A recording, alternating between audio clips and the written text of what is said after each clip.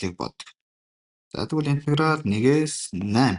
За бутархай хуваарь байгаа чинь өртүүрт гараад хэсэг зэрэгтэй болно. Язгуур гэдэг чинь 2-ны зэрэг буюу хас 2-ны 1 зэрэг dx болж өгнө гэсэн. За энэ интегралыг бодох юм бол хасах 2-ны 1 байгаа. За ингэж бодъё шууд. Тэгвэл бид нарт юу авах вэ гэхээр 3-ыг үржих нь хасах 2-ны 1 дээр нэмэх нь 1 болж өөрнө. 3x дээр нэмэх нь 1-ийн хасах 2-ны 1 дээр нэмэх нь 1. За интегралын хэл нь 1-ээс 8. За ингээд бодох юм бол эн чинь 2-ны 1 гэдэг чинь язгуур дор 3x дээр нэмэх нь 1 болно. За бутархай хуваарийг бодцохоор хэд болох юм бэ? Нэмэх 2-ны 1 буюу 2-ны 3 1-ээс 8. За энгийн бутархайн дөрвөн хэсгээр 3-ны 2-ыг үржих нь язгуур дор 3x дээр нэмэх нь 1.